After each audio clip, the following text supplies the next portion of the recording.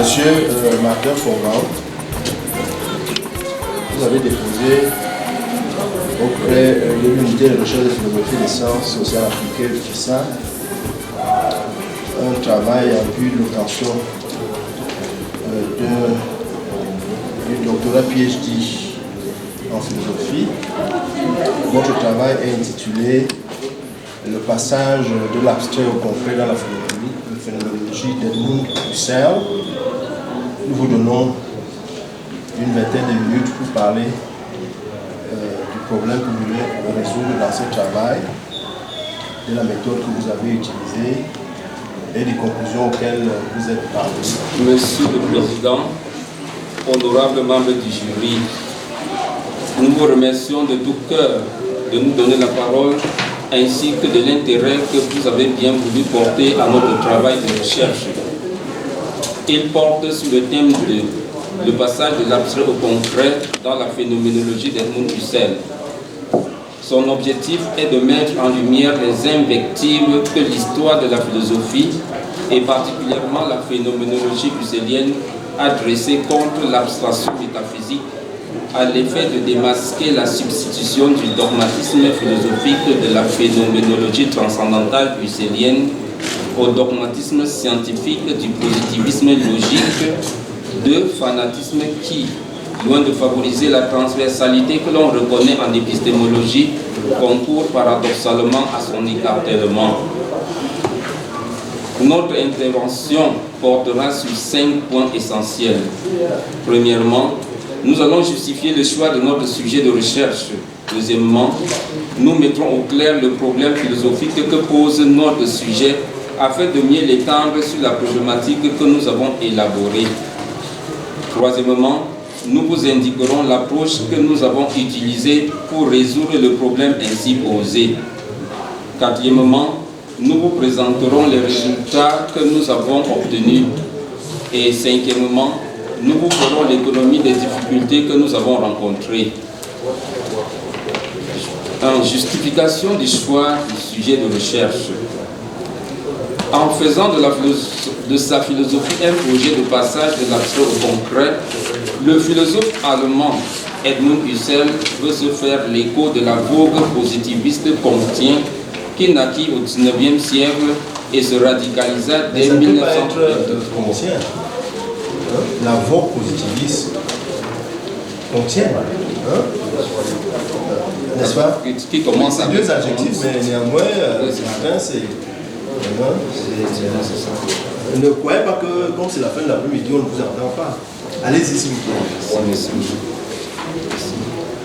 Donc, qui naquit au XIXe siècle et se radicalisa dès 1923 sous le nom de positivisme logique ou logico-positivisme, avec la naissance du cercle de Vienne. Face à la doctrine scientifique, le positivisme se confisque le privilège de la connaissance des faits dont la complétude est expérimentalement avérée. Ainsi, le positivisme se donne pour mission d'être une pensée concrète, non seulement parce que son objet est le fait concret, positif et mathématiquement saisissable, mais aussi parce qu'il garantit une concordance entre le discours et le réel. Avec le positivisme donc, l'époque de la pensée abstraite est révolue, et ce, au profit de la pensée scientifique, capable d'apporter le changement et la révolution dont le monde a besoin, et donc faire advenir les solutions concrètes aux problèmes qui minent l'humanité. C'est dans cette veine que le néopositivisme critique sévèrement la métaphysique, en valorisant l'argument selon lequel le seul langage sensé est celui dont les propositions épousent strictement les caractères de vérifiabilité ou de falsifiabilité à partir des seules règles de la logique ou d'une démarche empirique rigoureusement déterminée. Ainsi se trouve discréditée toute discipline spéculative qui ne font pas des faits concrets l'objet de leur recherche. Dans cette logique, la philosophie, dans sa version métaphysique, est sévèrement critiquée parce qu'elle se contente de saisir rationnellement les choses abstraites à l'instar de Dieu, de l'âme, etc. Or, les adeptes du néopositivisme pensent que la pensée humaine ne devrait pas aller au-delà du monde physique pour constituer une métaphysique, parce que cette dernière est dépourvue de sens ou tout simplement impossible. En conséquence, il faut orienter la pensée humaine dans les cadres stricts du concret, de l'expérimentable, du vérifiable, demeurer sagement en deçà de la métaphysique et cultiver modestement le jardin des mathématiques ou des sciences exactes. Dans la même logique, les marxistes pensent que toute philosophie doit cesser d'être une œuvre de spéculation et se contenter d'interpréter le monde pour devenir une praxis concrète et transformatrice qui révolutionne les conditions de travail et d'existence des hommes. S'inscrivant donc à la suite de la vogue positiviste, Husserl entreprend un projet philosophique dont l'objectif est précisément de faire de la philosophie une science rigoureuse, c'est-à-dire assurer à la réflexion philosophique non seulement un fondement solide, mais aussi et surtout une activité qui tourne le dos aux abstractions propres à la métaphysique classique pour s'orienter vers les phénomènes qui se manifestent à notre conscience et dont l'essence et la signification peuvent être saisis par cette dernière. Ainsi se comprend l'exigence d'un retour aux choses elles-mêmes scandées par Husserl. Cependant, retourner aux choses elles-mêmes ne consiste pas pour ce dernier à oublier la conscience ou à la confondre avec les choses. À la vérité, par son objectivisme avéré, le positivisme absolu, encore appelé néopositivisme, confond la conscience avec les choses. Ce genre d'objectivisme consiste non seulement à fonder exclusivement la connaissance scientifique sur les faits expérimentables et calculables, mais aussi à évacuer la subjectivité ainsi que les valeurs morales que celle-ci porte naturellement hors du processus d'élaboration de connaissances. C'est dans ce contexte qu'émerge le projet phénoménologique husserlien qui consiste à abandonner l'abstrait pour le concret. Donc, le problème et la problématisation du sujet. Le problème que nous relevons dans le contexte ci-dessus expliqué est celui de l'effectivité du passage de l'abstrait au concret dans la phénoménologie transcendantale de Husserl à partir du moment où celle-ci est fondée non pas sur la conscience psychologique mais sur la conscience pure ou l'ego transcendantal. D'où la problématique suivante. Bien que le dépassement de l'abstrait vers le concret soit pertinent et original, par le détour de la phénoménologie husserlienne, la fondation de la philosophie comme science rigoureuse sur la conscience transcendantale, ego pur, ne rend-elle pas mitiger le succès d'un tel projet à partir du moment où cet ego pur est supérieur au concret, qu'il domine verticalement et n'accorde à ce dernier qu'un rôle d'instrument au service de ses intentionnalités ou de son bon vouloir? En d'autres termes, le passage de l'abstrait au concret dans la phénoménologie d'Edmund Husserl ne débouche-t-il pas sur l'enfermement du phénoménologue dans une abstraction divinisée qu'il considère comme le fondement exclusif du savoir? Ne serait-il pas en train de combattre, malgré lui, le dogmatisme de la concrétude scientifique par le dogmatisme de l'abstraction philosophique au lieu de les dédogmatiser et les réconcilier dialectiquement? Décidément, toutes ces questions peuvent être résumées en une seule, mais capitale. À travers sa phénoménologie, Husserl ne part-il pas de l'abstrait vers l'abstrait en transitant par le concret? Approche scientifique utilisée. Il est évident que la complexité et la pertinence d'une problématique comme celle-ci imposent une analyse dont l'exhaustivité échappe à plus d'un. Ainsi, nous avons eu recours à l'approche génético-critique, que l'on peut encore qualifier d'historico-critique. Génétique parce qu'elle nous a permis de partir des fondamentaux immédiats et des présupposés doctrinaires en insistant sur les influences déterminantes d'éléments contextuels et entre autres des courants philosophiques et scientifiques qui ont été les facteurs décisifs dans la construction de la phénoménologie transcendantale husserlienne. Critique parce qu'elle nous a permis de prendre le recul réflexif nécessaire pour évaluer rigoureusement le passage de l'abstrait au concret dans la phénoménologie husserlienne. Nous avons été ainsi en mesure d'émettre notre point de vue personnel sur le parcours phénoménologique de Husserl. Nous présentons ici le résultat du travail ainsi que son organisation.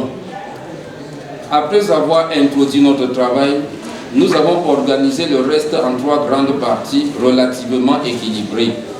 La première partie, intitulée « La vogue positiviste du XIXe siècle et la critique de l'abstrait », met en exergue l'impact de cette vogue sur l'activité positiviste et technoscientifique moderne, après avoir revisité respectivement l'empirisme de John Locke et de David Hume comme le précurseur lointain de cette vogue positiviste et la critique positiviste de l'abstrait et de la pensée abstraite ou de la métaphysique.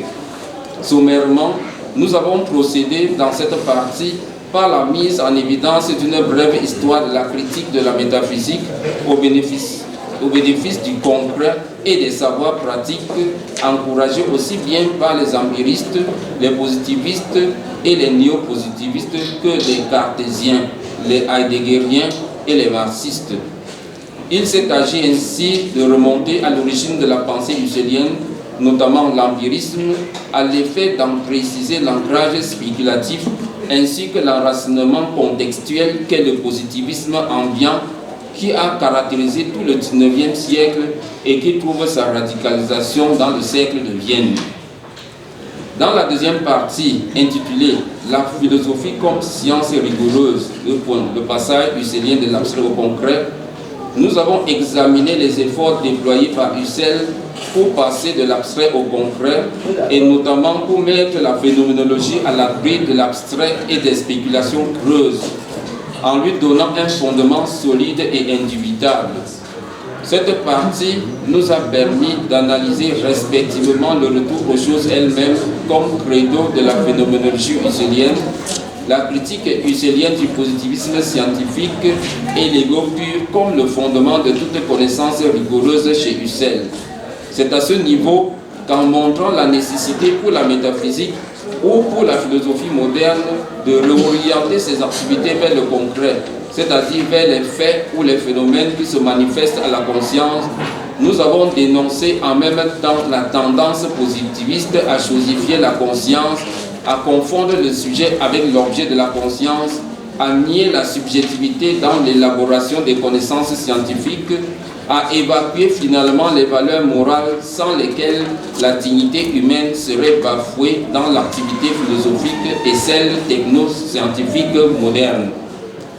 C'est toujours dans cette partie que l'ego pur est exposé comme le fondement solide d'une phénoménologie philosophique découverte par le phénoménologue Husserl au terme d'une démarche méthodique, certes proche du doute cartésien, mais différente parce qu'il s'agit de l'époque phénoménologique, de la réduction phénoménologique ou de la mise entre parenthèses de la thèse du monde ou de l'attitude naturelle. C'est également le lieu d'exposition détaillée des attributs ontologiques de cet ego transcendantal, de l'idéalisme transcendantal et de la critique husserlienne du psychologisme et finalement du sens fondamental du retour au concret ou aux choses elles-mêmes. En substance, il s'agissait pour nous d'investiguer le projet de faire de la philosophie une science rigoureuse et de montrer que le retour aux choses elles-mêmes ne s'effectue chez Husserl qu'à travers la critique du positivisme scientifique et la valorisation de l'ego pur, fondement de toute connaissance rigoureuse. Dans la troisième et la dernière partie nommée « La concrétude du discours phénoménologique husserlien », un projet philosophique mitigé, nous avons établi d'abord la pertinence et l'originalité du dépassement husserlien de l'abstrait vers le concret, en reconnaissant d'une part les efforts fournis par ce dernier pour sortir la philosophie de la spéculation et l'enraciner dans le monde concret, et d'autre part le sauvetage de la conscience ruinée et réifiée jusque-là par le positivisme. Ensuite, nous avons montré qu'en fondant sa phénoménologie sur la conscience pure ou égo pur, Husserl a encore abandonné le monde concret, monde de la vie, Lebenswelt, lieu d'intersubjectivité et de corrélation multiforme et réelle, où ses investigations phénoménologiques étaient attendues pour s'enfoncer davantage dans le monde abstrait en tant que foyer transcendantal à partir duquel l'ego pur saisit les essences pures qui n'ont aucune correspondance dans le monde naturel. En effet, si le phénoménologue fait allusion au monde, il ne s'agit pas d'un monde qui est devant lui, indépendamment de l'ego pur, mais d'un monde abstrait, rêvé et projeté par ce dernier. Ainsi, nous démontrons que le passage de l'abstrait au concret échoue, car Husserl est allé de l'abstrait vers l'abstrait en transitant rapidement par le concret. Il atteint le concret tout en le mettant aussitôt dans les parenthèses. Il a donc tout simplement remplacé le dogmatisme scientifique selon lequel seul le concret constitue l'unique fondement de la science par un dogmatisme philosophique qui fait de l'abstrait incarné par l'ego pur le fondement exclusif d'une science rigoureuse. Nous sommes donc dans une logique de substitution philosophique où l'idéalisme transcendantal ou absolu remplace le réalisme absolu. Enfin, nous nous sommes joints aux disciples infidèles de Husserl, notamment aux existentialistes Sartre, Heidegger et Merleau-Ponty, pour souligner que le passage de l'abstrait au concret aurait été un succès si Husserl n'avait pas mis le monde naturel hors circuit et accédé à l'ego pur. Nous nous sommes aussi adossés aux marxistes et surtout à Jean Toussaint Desanti pour reconnaître qu'un véritable retour au concret va au-delà du refus de la réduction phénoménologique et de l'égologie pour faire de la phénoménologie une philosophie de la praxis révolutionnaire du monde. La thèse que nous défendons avec son originalité. La thèse que nous soutenons est la suivante. Il ne suffit pas que la phénoménologie intègre la praxis. Le plus important est d'appliquer cette dernière aux choses qu'elle a retrouvées dans le monde, au risque de les travestir et de ne rendre finalement service ni à soi-même ni aux autres. Le monde évolue autant que les hommes y agissent bien. Et c'est une chance inédite pour un monde que d'avoir de bons acteurs. Mais pour agir bien et éviter ainsi une crise de la praxis, il faut au préalable un code éthique référentiel et fondé sur les impératifs du bien qui encadrent l'action humaine. La praxis phénoménologique ne doit pas se faire par-delà un tel code pour assurer la qualité morale de son action sur le monde de la vie auquel elle fait face. Il est important qu'elle s'exerce dans le respect des valeurs éthiques comme la justice et le bien public. L'acteur doit pouvoir distinguer la bonne action de la mauvaise. L'absence d'éthique influencerait négativement la praxis en la réduisant à la fantaisie de notre liberté, à défaut de devenir un danger pour son auteur ou pour le reste du monde. Que reste-t-il de la praxis phénoménologique? Si elle est amputée de l'éthique, il ne peut en rester que la violence et la menace de la vie humaine, puisqu'une praxis n'est humainement attrayante que si elle s'exerce sur une vigilance éthique appropriée. En retournant au concret des choses, le phénoménologue doit éviter le crépuscule de l'éthique dont certaines praxis technoscientifiques contemporaines sont responsables. En effet, la praxis technoscientifique telle qu'elle se déploie de nos jours déconstruit l'éthique parce qu'elle met sous le boisseau les normes éthiques et culturelles de chaque nation.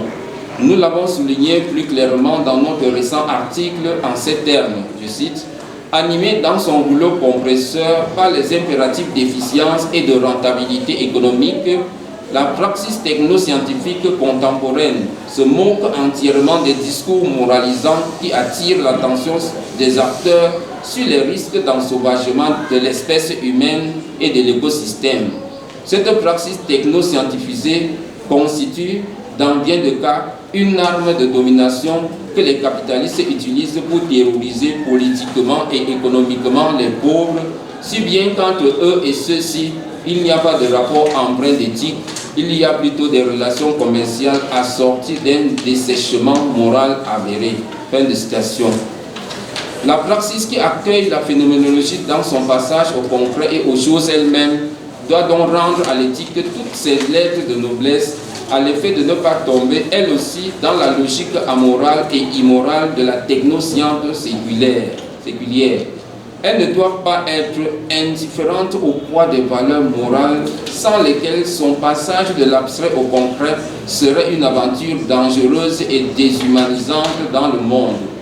Le phénoménologue a tout intérêt à orienter sa praxis de manière qu'elle confère à notre existence la plénitude de sa signification dans un monde où les impératifs de l'être matériel semblent de plus en plus dominer ceux du devoir être moral. Il doit se donner l'esprit d'un Platon qui, connaissant parfaitement le bien suprême, s'efforce de l'enseigner aux autres et de le mettre en pratique dans toutes ses actions dans le monde empirique. Car le passage au concret doit être un passage salvateur et salutaire pour les choses, pour le monde et pour les hommes qui y travaillent. L'éthique est le socle de l'agir humain authentique. Lorsqu'elle est de surcroît une éthique de l'altérité, elle devient le terreau de la solidarité ou de la fraternité agissante. La responsabilité de la praxis phénoménologique est énorme dans la traçabilité et l'humanisation de ce qu'Edgar Morin appelle, je cite, la voie pour l'avenir de l'humanité. L'originalité de notre thèse consiste en 2 points.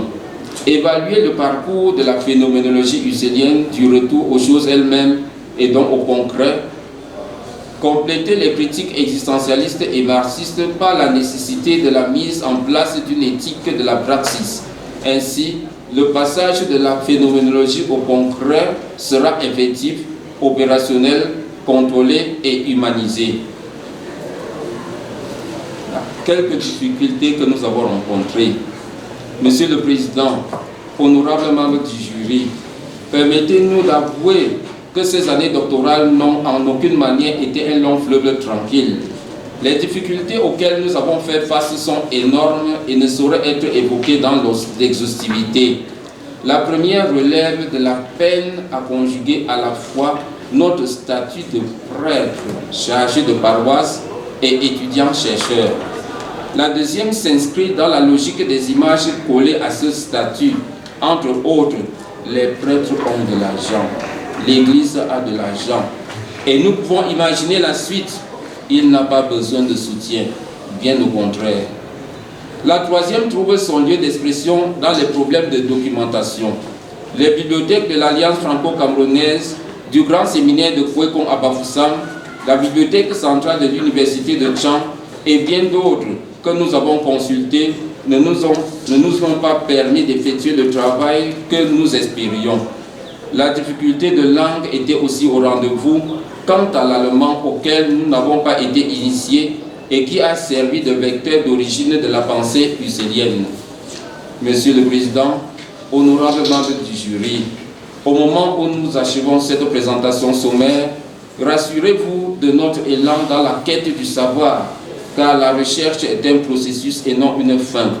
Vos remarques, critiques et suggestions qu'oblige un tel exercice académique permettront l'amélioration de la qualité de ce travail. Nous vous remercions pour votre aimable attention. Merci beaucoup. C'est nous qui vous remercions, monsieur Martin Ferrand, pour votre exposé très spiralé et qui montre que vous maîtrisez parfaitement les arcanes de l'interprétation textuelle. Et le fait aussi que vous avez tenu dans le cadre du temps qui vous a été imparti. Le jury qui va évaluer votre travail est constitué par les personnalités suivantes. D'abord, votre directeur, monsieur le professeur Joseph Tegezen. Ensuite, le professeur Nathanaël Noël Nozambo, qui est professeur au département de philosophie à la faculté de lettres et des arts, lettres et sciences humaines de l'université de Yaoundé 1. Et à ma droite, monsieur le professeur René Aristide Rodrigue Nzameyo, qui est chef du département de philosophie à l'école normale supérieure de l'université de Yaoundé 1. Et cerise sur le gâteau, ce qui est assez rare et qui montre son intérêt pour les questions qui nous intéressent aujourd'hui. Monsieur le doyen lui-même de la faculté de lettres, monsieur le professeur Émile Kemounié, a tenu à prendre part avec nous à ce jury. Il aurait pu ne pas être là, il était en mission en Europe, il aurait pu faire ça par Zoom, mais il a tenu à être là physiquement pour évaluer votre travail. Et votre humble serviteur, le professeur Charles-Romain Béné, qui vient de l'université de l'école normale, c'est mon patron, ma droite. Je suis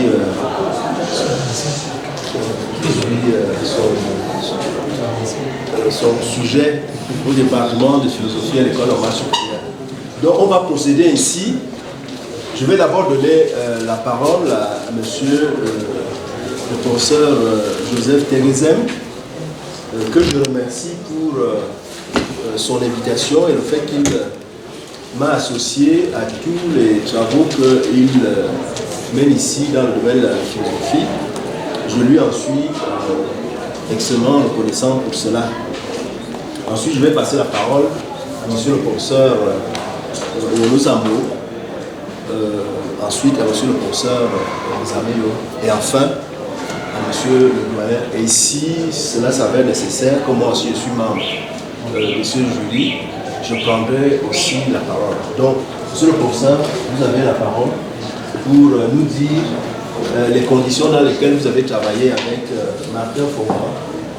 Est-ce que c'est un étudiant qui écoute, qui suit les directives qu'on lui donne et qui facilite le travail d'encadrement?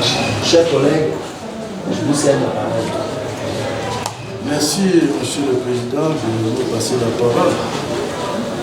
Je dois rappeler, même si c'est un puisque, que nous sommes, n'est-ce pas, la deuxième et dernière soutenance de la journée. Sauf monsieur le doyen.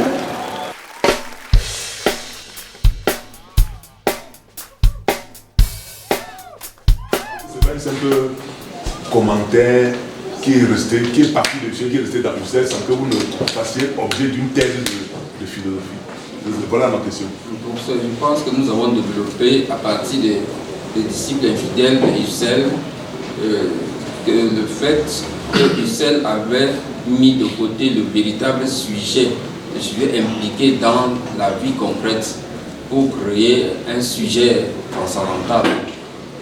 Et à partir de là, nous avons démontré que la connaissance ne devrait pas s'effectuer sur ces éléments transcendantaux, mais sur les êtres concrets qui interviennent dans le monde de la vie, un monde concret où il y a interaction des gens. Et c'est à partir de là que nous avons développé, nous sommes appuyés sur Jean Toussaint de Santi, sur les marxistes, et proposé notre thèse. La thèse qui est l'encadrement éthique de la praxis transformatrice du monde. Bon, je pose la question, parce que la quatrième, c'est la même chose. Le sujet, qui est le passage de l'abstrait au concret, dans la phénoménologie d'Husserl, ne vous exposez-t-il pas déjà à cet enfermement doctrinal qui est pour moi vraiment ce qui ressort de ce travail statique, purement constatatif et si peu fertile, si peu dynamique, si peu interrogatif? Pour ce, je ne sais pas si cela veut dire que tout le travail que j'ai fait en m'appuyant sur Jean-Paul Sartre, Merleau-Ponty, Heidegger, en m'appuyant sur Jean Toussaint de Santi pour montrer la dimension pratique du monde de la vie dont nous avons besoin concrètement. Je ne sais pas si c'est... Bon, cela veut dire que je n'ai pas suffisamment expliqué et je crois que nous pouvons le faire pour la prochaine fois. Non, c'est le doctorat. Hein. Derrière le doctorat, il n'y a plus rien. Je ne sais pas. De toute façon, comme vous avez une question, qu'est-ce que vous avez pensé de cette question avant de venir vous asseoir? Je pensais que, parce que j'avais expliqué. Le recteur demande qu'on vous donne les rapports et vous les avez reçus. Vous avez reçu mon rapport. Il fallait donc préparer la discussion. Moi, je vous donne ça parce que je veux discuter avec vous. Je veux vraiment me confronter avec vous. Parce que la discussion aussi vous amène à partir d'ici en sachant qu'arrivement, le jury m'a permis de comprendre telle chose. C'est pas qu'on reste sur place. On ne peut pas te sortir d'un jury en gardant ses positions de départ. J'ai beaucoup appris ici, je prenais les notes quand les autres parlaient. Et ça c'est comme un rendez-vous du donner et du recevoir, comme disaient nos prédécesseurs. Donc, il faut savoir dialectiser sa position en étant attentif aux questions qu'on vous pose. Et surtout, quand vous recevez les questions à la maison, longtemps avant le jury, il faut travailler les questions. Parce que je ne dois pas venir inventer d'autres questions en mettant à part celle-ci, non. C'est les mêmes que je dois vous poser. On se comprend? Il fallait les travailler. Et la 5, pour la fin, dites-vous, page 297, nous avons montré que Husserl, on peut le dire aussi, est victime de l'illusion d'un dépassement métaphysique vers le concret. Il est victime de l'illusion. Vous dites ça de Husserl, victime de l'illusion d'un dépassement métaphysique vers le concret. Victime de l'illusion. Son projet finit par un naufrage. Est-ce que c'est la philosophie? On écrit comme ça en philo. Un naufrage métaphysique qui relève de la coloration métaphysique de toute son entreprise. Husserl finira donc dans un guet-apens de la métaphysique qu'il voulait dénoncer. Et je commente. On dirait que vous vous adressez à Husserl lui-même comme si vous étiez son contemporain, pour lui demander de revoir son projet heuristique ou philosophique, au lieu de philosopher pour vous-même avec et à partir de Husserl. Si vous dites que Descartes n'a rien fait, qui s'est noyé dans un naufrage, est-ce que vous allez recommencer le cartésianisme? Alors moi je travaille sur un auteur qui dit que tout le temps qu'on passe en philosophie à critiquer les autres, c'est du temps perdu. Personne l'a dit. Tout le temps qu'on passe à critiquer les autres, c'est du temps perdu. Si quelqu'un fait quelque chose qui ne tient pas en philosophie, faites ce qui tient et on confronte les deux. Et je veux publier cette phrase-là dans nos forums de discussion, pas plus tard que ce week-end. Cette pensée de Bergson, elle est très pertinente. Il dit bien tout le temps qu'on passe à faire de la critique en philosophie, c'est du temps perdu. Dit qu'il s'est naufragé, qu'il a eu l'illusion, tout ça, vraiment ce n'est pas de la philosophie. Je vous aurais tout simplement demandé de réécrire ces phrases-là, de les enlever. Alors peut-on contester la métaphysique en demeurant métaphysicien? N'est-il d'ailleurs pas question chez Bergson, enfin je peux en parler, d'une métaphysique expérimentale, ou mieux d'une méthode expérimentale en métaphysique? Et c'est de cela qu'il est question, c'est-à-dire tous ces philosophes qui ont vécu presque à la même période ont le même souci par rapport aux pensées qui les précèdent. C'est le retour aux choses concrètes, c'est le retour à la biologie, c'est-à-dire les faits. Vous allez dire qu'il y aura la philosophie et la biologie au même moment, la philosophie, la sociologie, les choses qui sont en écoulement, les choses qui bougent, c'est la vie. Leben. En allemand, c'est la vie. C'est la vie. Et donc tous ces philosophes vont se retrouver avec un esprit scientifique de l'époque, de leur temps. Et ils vont avoir les mêmes préoccupations. C'est pourquoi ils sont tous, presque tous, dans la même mouvance heuristique. Bergson, Husserl, Heidegger, tous ces gens-là, ils vont être tous dans la même mouvance. Le souci du concret, parce qu'on voit que le rationalisme commence à montrer ses limites. On revient donc à la biologie, on revient à la psychologie, on revient aux choses concrètes. Et c'est ça leur souci. Si vous semblez proposer deux solutions pour pallier ce que vous considérez comme l'échec de Husserl, page 297-298, vous reconnaissez que la première solution est des disciples fidèles de ce maître, que vous répétez tout simplement, sans aucune réflexion. Est-ce que c'est bien cela? Est-ce que votre première solution, c'est la reprise tout simplement des disciples de ça? Non. C'est quoi? Il s'agit de m'appuyer là-dessus, il s'agissait de nous appuyer là-dessus pour continuer notre réflexion. D'accord, je vous le concède. Il faut quand même dire quelque chose, même si ça ne me convainc pas. Votre deuxième solution prescrit d'aller au-devant de la praxis transformatrice, et c'est ce que vous venez de me dire, et améliorative du monde pour envisager le véritable rapport entre l'homme concret, en chair et en os, avec le monde réel, devenu plus humanisé, etc. Donc, Donc, question, fallait-il passer par Husserl pour envisager une telle tâche? Non, professeur. Non, c'est la vision que nous avons eue au départ. Et peut-être que nous avons été ainsi influencés par notre mémoire. Que nous avons rédigé toujours sur Husserl. Bon, de toutes les façons, moi je pense que, monsieur le président du jury, l'essentiel ici, c'est même pas d'être en accord avec le candidat, c'est même d'être en accord avec nos désaccords, de nous entendre sur ce qui nous oppose. Et c'est ce qui nous oppose, quand nous avons bien compris nos désaccords, c'est ça qui peut être fertile pour la pensée, c'est ça qui peut être une sorte de, comment dire, une sorte de ferment pour la pensée.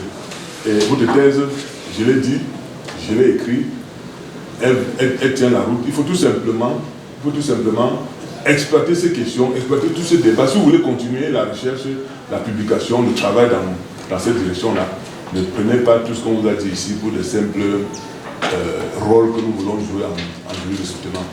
Ça nous donne beaucoup de travail en amont, ça nous donne beaucoup de travail quand nous sommes assis là, vous le savez bien. Et je continue à dire mes remerciements à votre encadreur parce que je sais que ce n'est pas facile de faire, de conduire les travaux en ontologie. Ce n'est pas facile. Et ça nous demande beaucoup d'efforts, beaucoup d'élévation.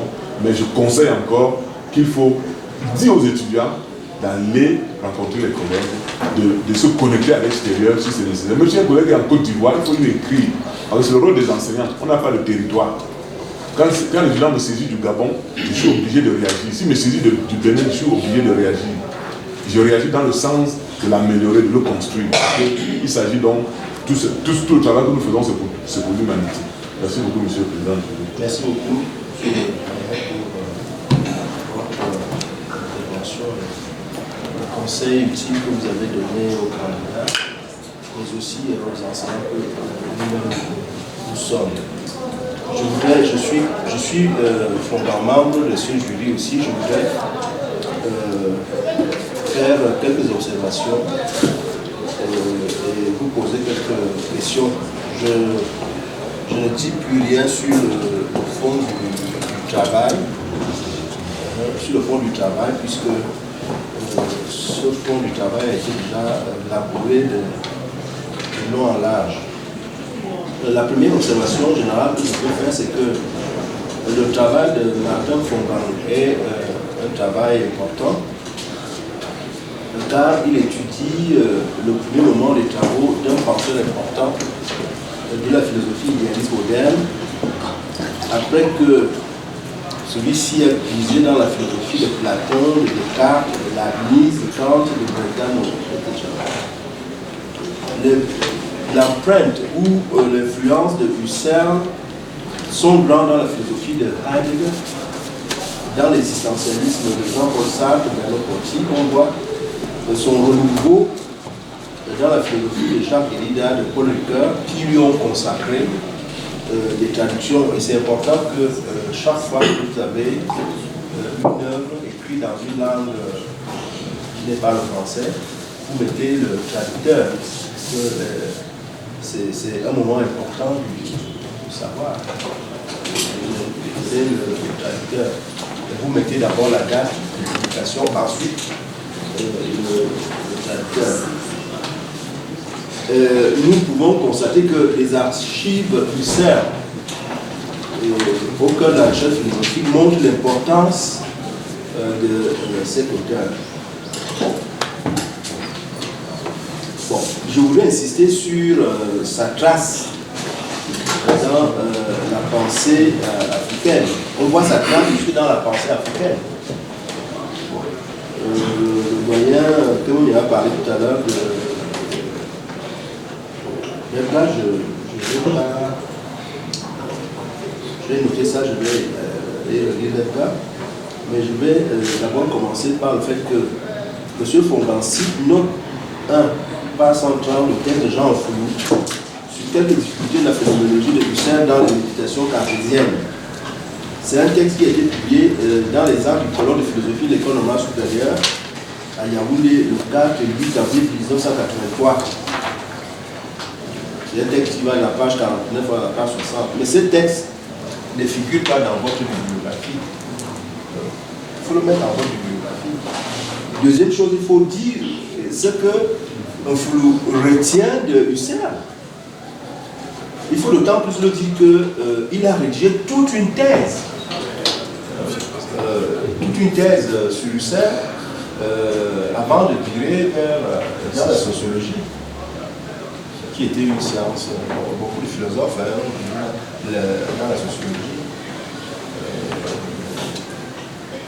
Claude Lefebvre, Goldman, d'autres ont fait la sociologie.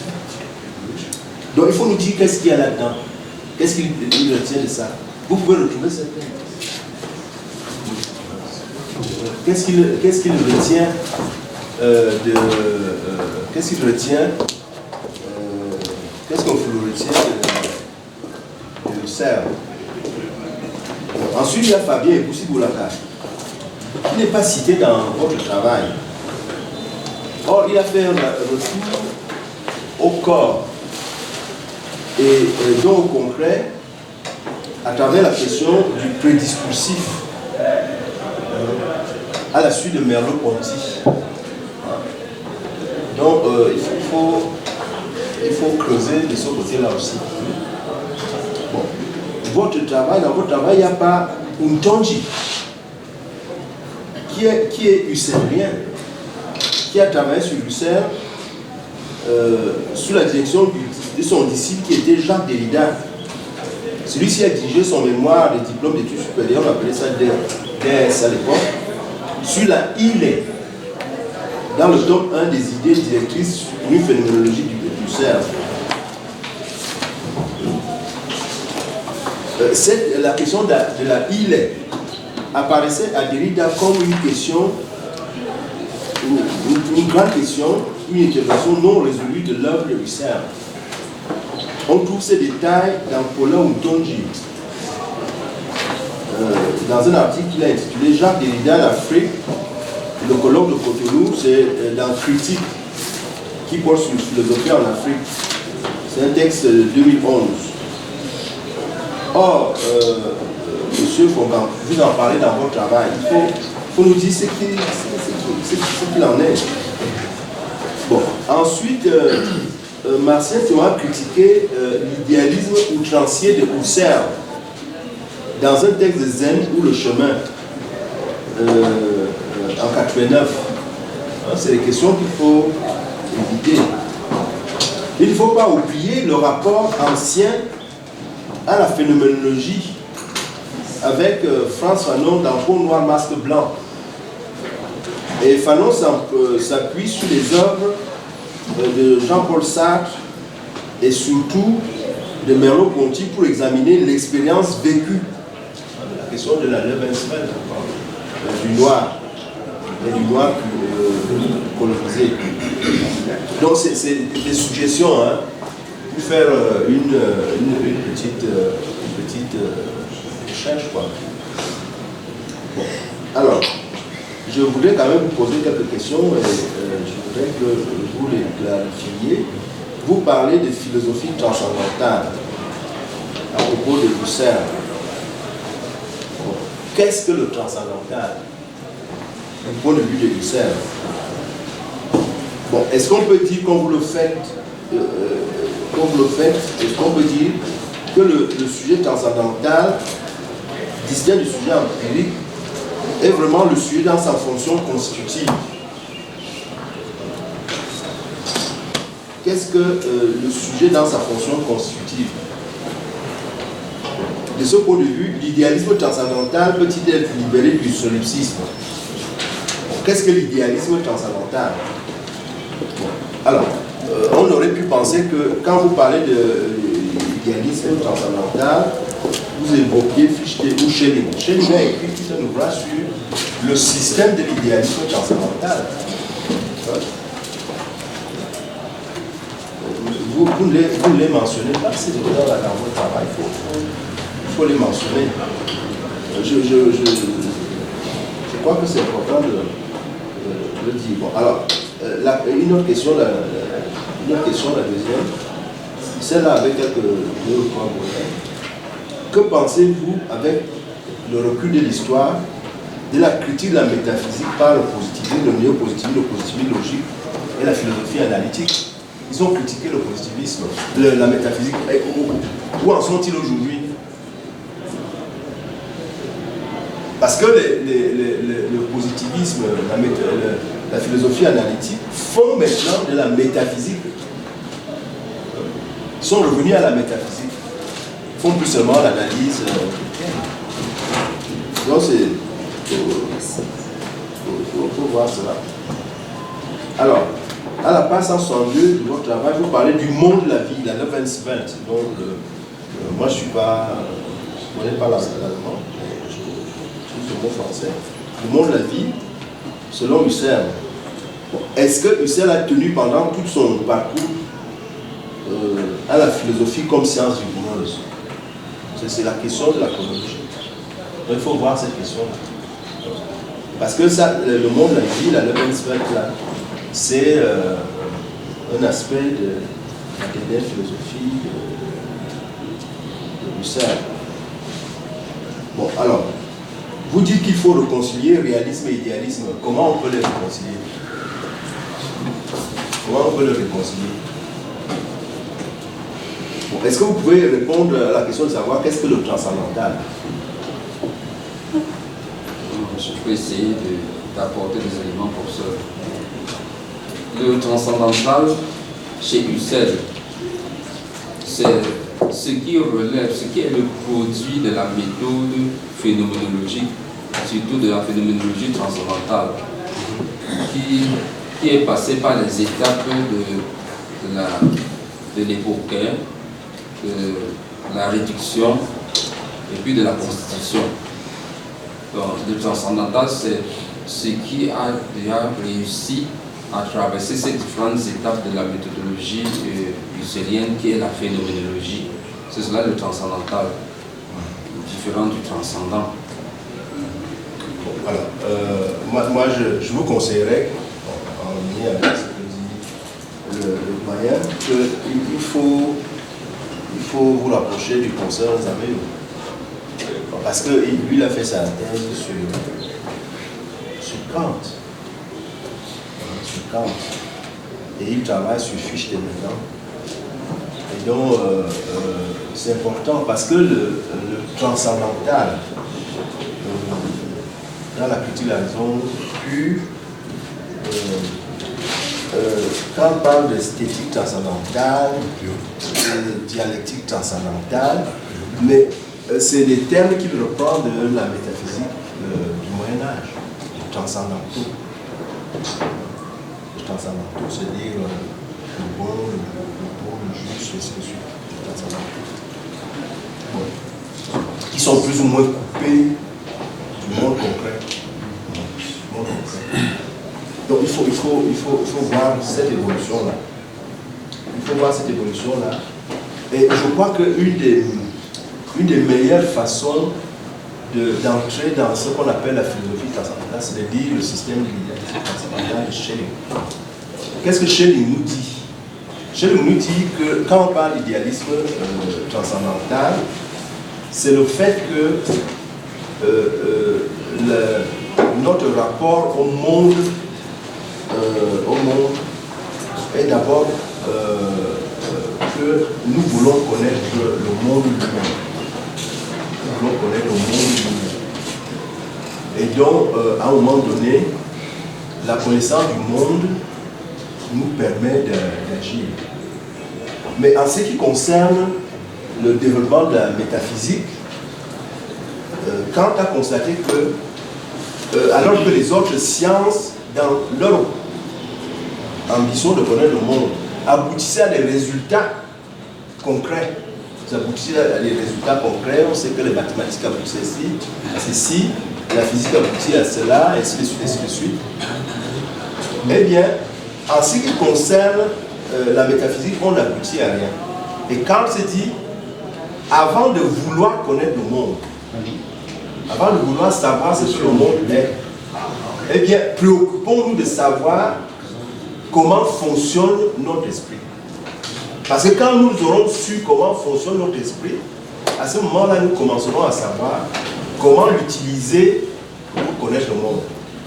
Donc moi, je vous conseille de lire Kant d'abord, et la dialectique transcendantale, l'esthétique transcendantale, et de lire le système de l'idéalisme transcendantal de chez nous. C'est un des textes dans l'histoire de la philosophie qui est un des plus puissants et un des plus pédagogiques à lire. Le système de l'idéalisme transcendantal. Donc, je crois que si on en est là, on peut, si les collègues n'ont plus de questions, on peut arrêter. Oui. Oui, merci, Monsieur le Président, de nous repasser la parole. Je voudrais tout juste dire une fois de plus merci. Merci, n'est-ce pas, aux membres de ces jurys, parce que j'ai beaucoup appris de ces jurys. J'apprécie, n'est-ce pas, la percutance de leurs interventions qui m'a permis, n'est-ce pas, d'avoir de nouvelles pistes de recherche, d'attaque de la pensée obsédée. Parce que j'ai abordé Husserl, je l'ai découvert dans le cadre de ma thèse. Mais aujourd'hui, je constate qu'il y a de nouvelles pistes de recherche sur Husserl, n'est-ce pas, qui m'échappaient. Une fois de plus, je dis merci aux collègues pour le sérieux de leur travail. Merci beaucoup. Merci à vous, chers collègues. Merci pour votre invitation à prendre part à cette évaluation pour laquelle chacun d'entre nous tire un grand bénéfice du frottement des idées et du frottement de la chance. Merci. On va demander à M. Martin Fongan et ses invités et ses collègues, nos étudiants, de nous laisser leur temps de délibérer.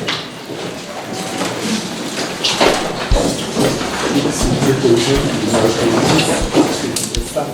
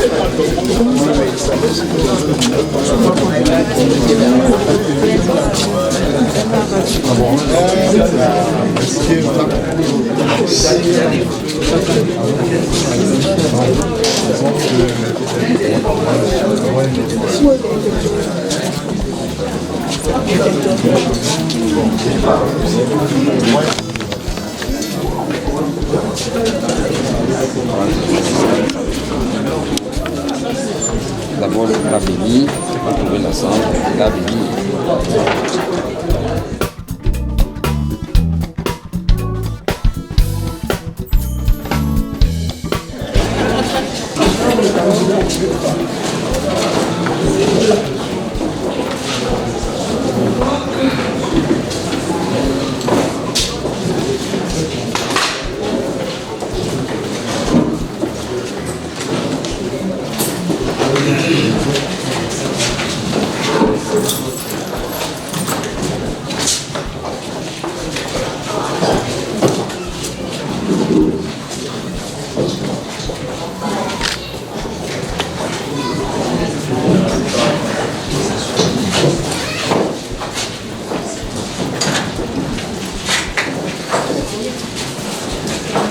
Monsieur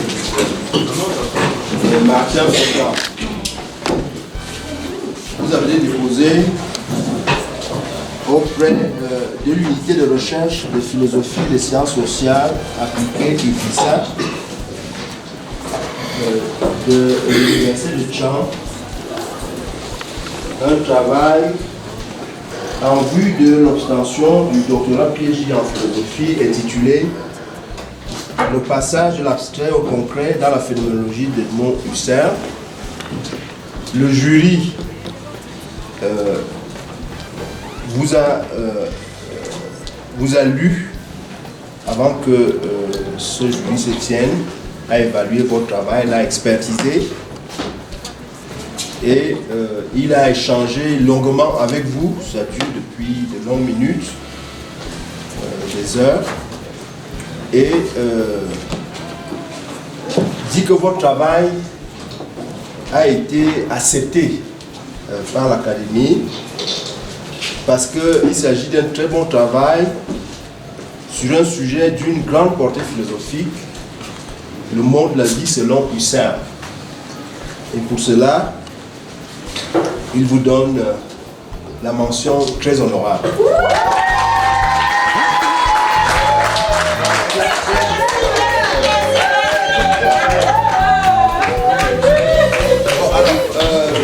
Le jury demande que, avant que ce travail ne soit déposé, vous fassiez une refonte complète du travail bibliographique dans les règles de l'art. C'est-à-dire, quand vous avez un auteur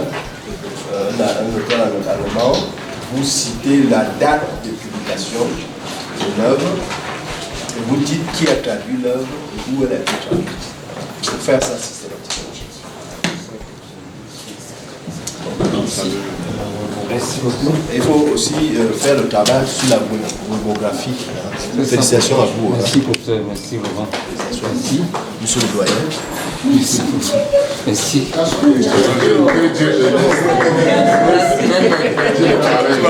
Avec la compétence doctorale. Courage. Merci beaucoup. Merci de faire votre connaissance. J'avais écouté le nom. C'est avant là que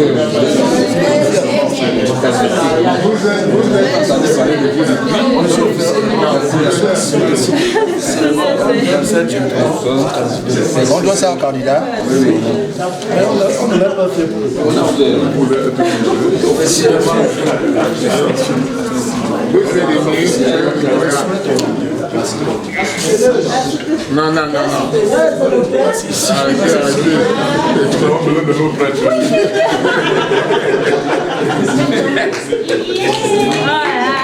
Félicitations, mon père.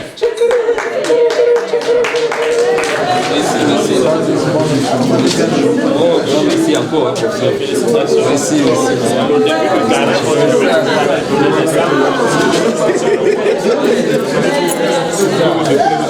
Je vais excuser.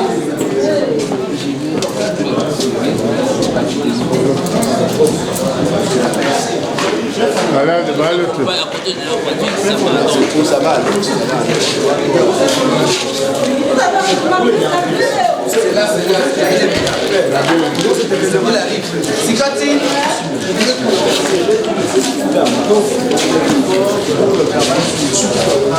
Avec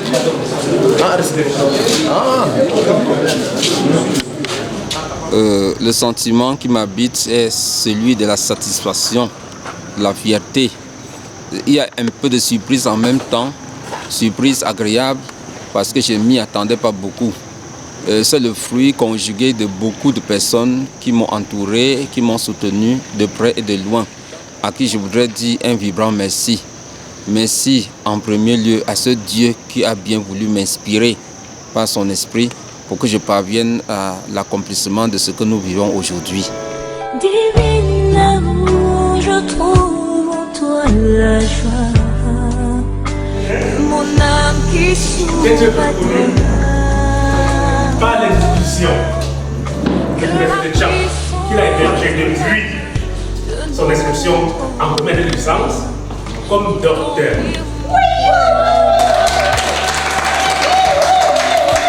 Docteur, ce n'est pas tout. Ce qui m'intéresse, moi, c'est la spécialité. Il est métaphysicien, certes, mais dans la métaphysique, il est phénoménologue. Et comme tel, nous comprenons et vous convenez avec moi qu'il a atteint la fin de l'histoire. Mais il débute comme cela le tout premier pas du monde de la connaissance. Car, tenez-vous tranquille,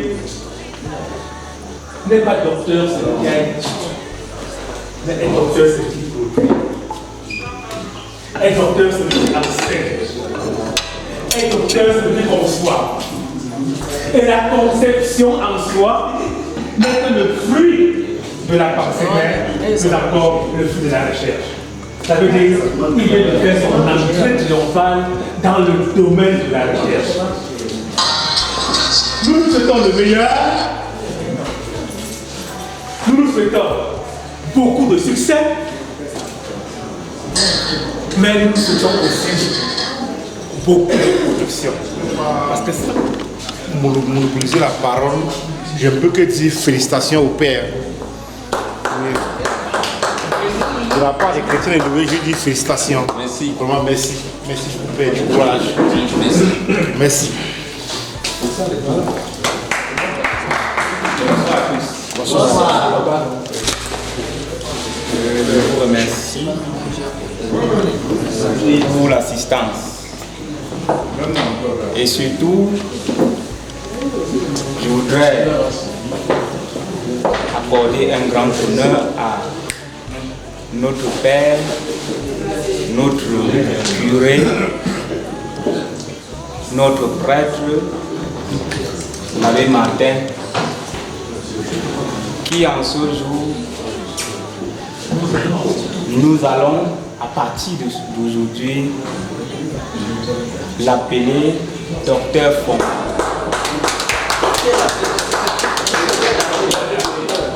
De ce fait, au nom de la famille Kenko, Père Martin, je vous dis merci.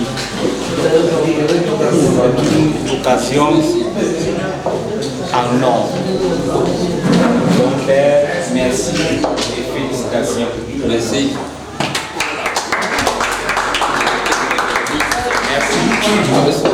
Voilà. Les félicitations continuent et peuvent s'étendre sur 3 mois. Qu'importe. Chers amis, chers camarades, chers frères et sœurs, bonsoir à tout le monde.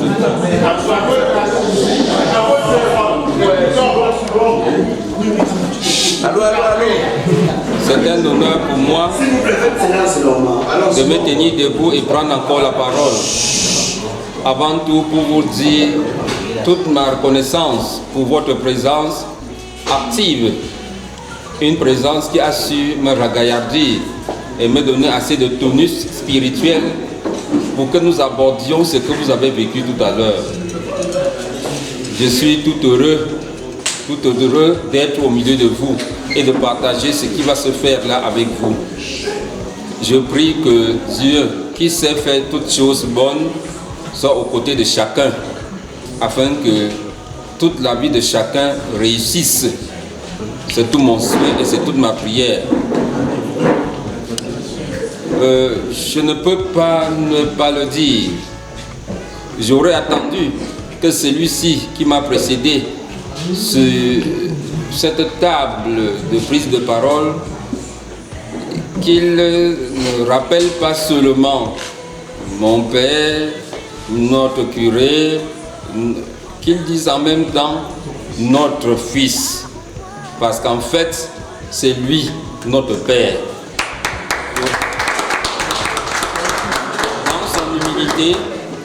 Dans son humilité, il n'a pas voulu le signifier.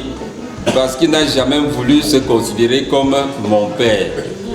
Mais c'est lui, effectivement. Nous rendons grâce à Dieu pour notre Père qui continue d'être avec nous à travers lui. Nous rendons grâce à Dieu aussi pour sa présence, pour la présence de la petite sœur qui est là, Rose Claire, et son époux, qui sont venus nous soutenir. Merci. Je crois que c'est Rose Claire qui disait: est-ce que les papas fréquentent encore pour faire quoi? Et bon, je ne crois plus qu'elle soit à mesure de le dire encore maintenant. C'est bon de fréquenter, c'est bon de connaître. La connaissance est une richesse. Je ne veux pas confisquer le crachoir aussi longtemps. Je prie tout simplement que le Seigneur fasse descendre son esprit sur ce repas. Que nous n'allons pas d'abord manger après la bénédiction, parce qu'il y a un autre rituel qui va s'enclencher. Nous veillons nous lever pour cela.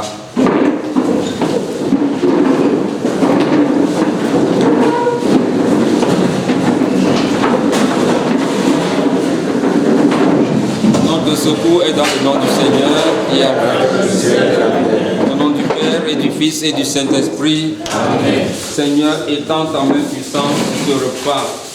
Bénis-le, bénis les mains qui l'ont apprêté, bénis tous ceux et celles qui ont contribué à ce que nous partageons maintenant. Au nom du Père et du Fils et du Saint-Esprit. Amen. Bon appétit à tous. Merci mon Père. Merci déjà pour votre attention. Je prends la parole de façon un peu spéciale. Pas à mon nom personnel, mais en partie au nom peut-être de l'institution, en partie aussi au nom d'un titre que désormais mon père, mon papa, revêt, n'est-ce pas, le titre de docteur. Un message peut-être sur 4 ou 5 points. Le premier point, c'est un témoignage de vie. J'ai parlé tout à l'heure avec papa de notre présence à Tchang depuis un certain nombre de temps. L'université est une famille, comme son nom l'indique. Il ne s'agit pas seulement d'une famille, on passe le temps à penser. Tout à l'heure, nous pensions, n'est-ce pas? Bientôt, nous allons remplir nos pensées. Le mot change de sens, en tout cas. Mais c'est toute une famille. Ça fait exactement pour moi 14 ans dans la ville. Mais avec le père, c'est une famille qui a été créée. Et c'est un message fort que je voudrais passer à l'endroit notamment de la jeunesse qui est là. Que le doctorat n'est pas seulement un titre académique, mais c'est aussi et surtout un titre qui est appelé à porter l'être humain à un niveau très élevé, à un niveau de savoir très avancé, un niveau de savoir pour améliorer, pour aider la société à grandir. Et spécialement dans ce premier point, je voudrais rendre d'abord un vibrant hommage. Je prends la parole, je dis, au nom de l'institution, mais nous avons des aînés spéciaux ici, qui sont dans comment dire là, dans l'ombre, mais pas l'ombre totale, mais en arrière-plan, mais qui ont œuvré, pas seulement pour nous autres, mais surtout pour le professeur, j'anticipe déjà, donc le docteur, futur professeur Abbé Martin. Et je prie ici, n'est-ce pas, à 3 personnes. Elles ne se connaissent pas, mais c'est une surprise. Parce que ce doctorat, c'est un hommage à ces 3 personnes. Papa Paul, s'il se lève seulement, vous allez le voir. Pour ceux qui le connaissent.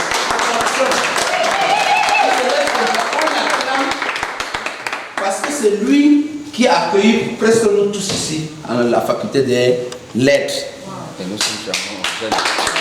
Et à côté d'un homme se cache une charmante dame qui n'est pas seulement l'épouse de notre papa, mais c'est elle qui nous gère au niveau du service de la santé qu'on appelle CSM ou CMS. CMS. Maman Julienne, qu'elle se lève.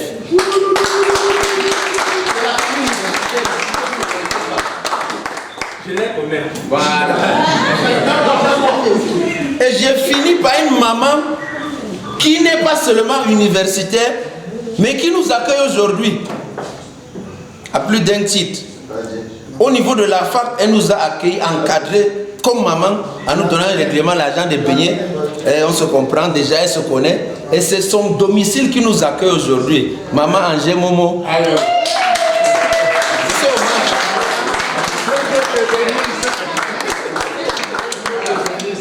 Merci beaucoup, n'est-ce pas, à ces 3 personnes. Je peux avoir oublié des personnes, mais c'est ces 3-là, est symbolique. Parce que nous sommes dans la mouvance de la Sainte Trinité. Et derrière la Sainte Trinité se cachent plusieurs éléments d'amour. Là, c'est le premier point. Le second point est surtout d'un ordre académique. Derrière le doctorat, j'ai dit, il n'y a pas de mystère. C'est une école. Mon père, Jean Marcel, a signalé que c'est le début du commencement de quelque chose. Des publications, des expertises, des avis, ainsi de suite. On reconnaît souvent le père à sa soutane, n'est-ce pas? Même comme la soutane ne fait pas souvent le prêtre ou le moine. Il y a un rituel qui existait à l'université de Tchang, mais qui a été momentanément suspendu. L'adoubement, on reconnaît le docteur. C'est pour des raisons un peu d'harmonisation. Et ce rituel, jusqu'à restauration, on le fait hors cadre institutionnel. Mais on s'assure de ne pas violer certains principes académiques. Et à mon niveau, j'ai tenu, parce que je me suis assuré, je ne suis plus dans le grade de docteur simple ni assistant. Mais jusqu'aujourd'hui, ma toge n'a pas été actualisée. Il y a des galons. Mais des toges non actualisés, on peut se le permettre, n'est-ce pas, lors des cérémonies pareilles, de faire à ce que, au moins pour l'immortalisation en termes d'image, que le docteur soit reconnu pas seulement à sa thèse, mais à son accoutrement. N'est-ce pas? Et c'est quelque chose de spécial. Et généralement, nous le faisons lors des cérémonies entre ceux qui ont au moins ce grade. Je nous prie d'applaudir un jeune. Vous ne le voyez pas très jeune, hein? Là, c'est surtout pour la jeunesse qui est à côté. Moi, je n'aime pas m'asseoir devant, mais on a imposé à ce que m'assied ici. Et à côté de moi, il y a un autre qui porte ce même titre de docteur. J'ai pris le docteur Urich de se lever. Il ne pouvait pas, mais il va se lever. C'est un jeune docteur en philosophie, donc il ne voulait pas être long. Lui et moi, nous allons mettre un peu d'esthétique doctorale sur le père, n'est-ce pas? L'esthétique, c'est ce qui rend quelqu'un beau, et ainsi de suite. Il est docteur. Voilà. Le père à la sacristie, il est habillé, non? Pourquoi on l'habille aussi? Oui.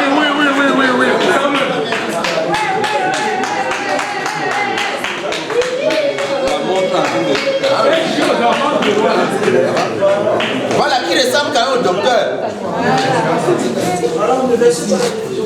On les souvient comme ça ou bien on ferme? Enferme.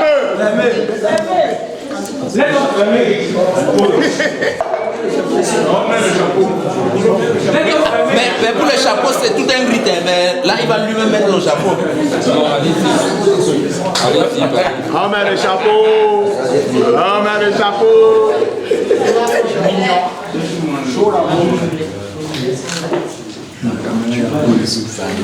Deux secondes, j'ai mal mis quelque part. Voilà. Généralement, pendant la soutenance, on met ça officiellement en présentant, voilà, votre docteur est là. Mais moi, je ne peux pas le faire. Parce que je n'ai pas le droit de le faire. Mais on va le faire quand même symboliquement. Je commence à mettre... Voilà. Je vais l'aider à ranger simplement. Voilà.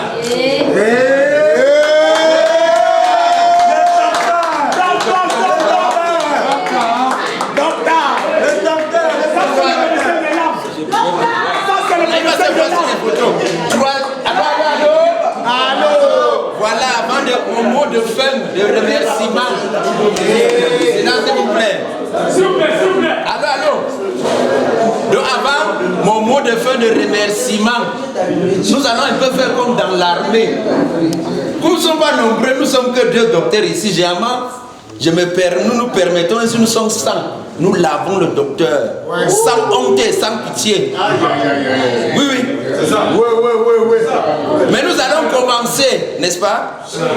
Et les 3 personnes que j'ai désignées à la fin, et les 2 premiers intervenants vont venir compléter le duo des 2 docteurs pour former le 7 qui pour moi est symbolique encore, n'est-ce pas? Pas pour dire que nous sommes les dons de l'Esprit Saint, mais je nous prie. Nous allons arroser le Père. Comme c'est le Père, nous allons être un peu respectueux, n'est-ce pas? On va l'arroser avec l'eau quand même. N'est-ce pas? J'ai pris le docteur Urich, papa Paul, maman Jeanne, maman Julie, le papa du Père et le représentant de la paroisse. Voilà. J'ouvre ceci. Voilà. J'arrose la main pour écrire bien. Voilà. La tête. La tête. Je souhaite tout le meilleur à mon père docteur Abbé Martin. Voilà. Docteur riche. Amen. Non.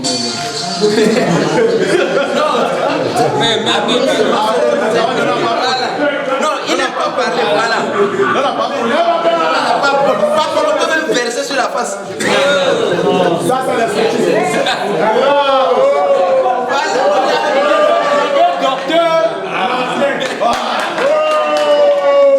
Voilà. Maman Julie. Non. On le lave bien.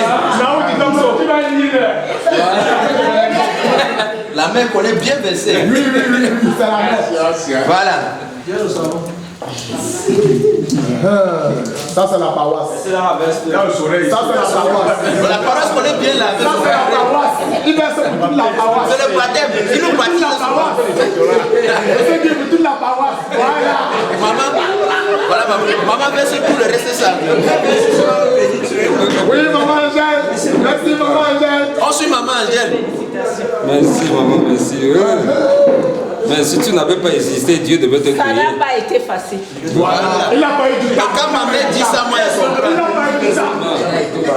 Elle a dit, si tu n'avais pas existé, Ça a été très très dur. Il fallait te Mais créer. il est un monsieur très endurant, très persévérant. Vraiment, merci. Mes félicitations. Merci. Merci beaucoup, maman. Applaudissons. Le père. Dis-moi au nom des ancêtres. Au nom des ancêtres. On n'a pas oublié qu'il y a Dieu et les gens là.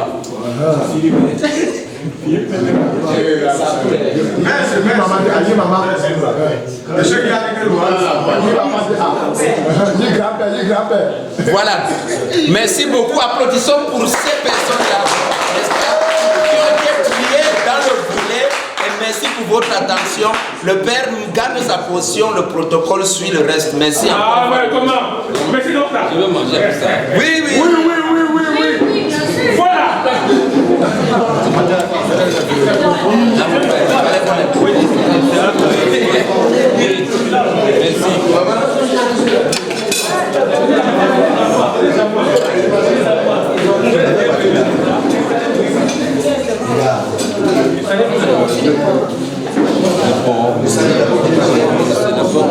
Là, c'est le poisson resté au poulet.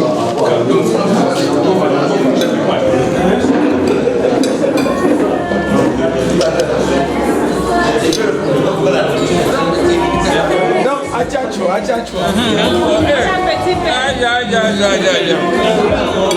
Très bien.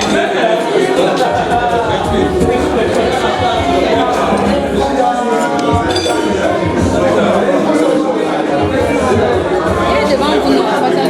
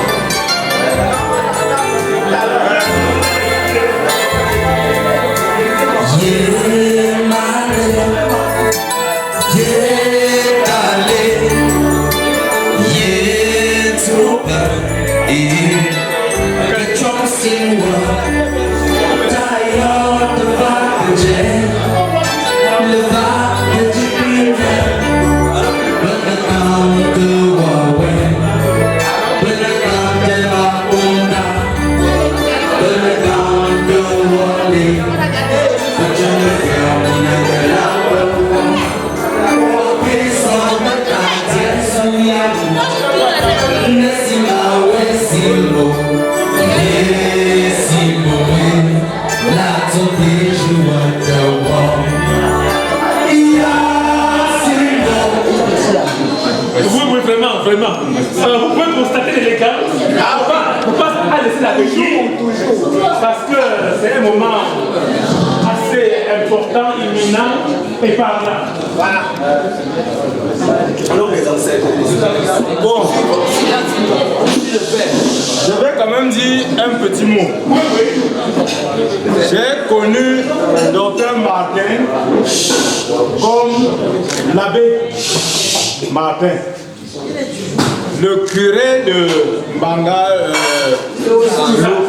Souza. Et quand il arrivait à Cham, on se voyait tout le temps, il venait me trouver au bureau. Jusqu'au jour où il m'a dit, mais Paul, je vais continuer. Je vais m'inscrire en tête. Il dit, mais ça va, c'est bon. Vas-y. C'est comme ça qu'il a continué. Et puis, comme dans les blagues, il s'est inscrit en première année de thèse de philosophie. Ça a évolué. On suivait le dossier. Et puis, en 2021, je suis parti en retraite, Dieu merci. Ça a continué sans faille. Et quand il venait, il me disait, le dossier est en train d'aller. Je lui ai dit, l'abbé Martin, s'il y a un problème, dis-moi, je suis parti, mais j'ai encore les... Donc il n'y a pas de problème. Même le doyen, même au niveau du doyen, tu me dis, je veux le voir. S'il y a un problème, c'est comme ça que ça a continué. Et je suis content de voir que je suis parti à la maison, mais je suis en vie. Docteur, l'abbé Martin devient docteur. Vraiment. Ça me fait plaisir. Et docteur Patale, qui a continué l'école, l'université en première année, licence, devant moi. Il a insisté, je voulais partir me reposer parce qu'un vieux qui est parti en retraite ne va pas rester longtemps dehors. Il me dit non, tu ne peux pas partir, il y a le champagne, tu dois d'abord. Alors bon, vraiment sans traîner, il va être avec ou sans douleur. Non, sans douleur. Sans douleur, sans douleur. C'est mieux. C'est la vérité. Yeah, sans douleur. Avec douleur, ça va se baisser. Oh.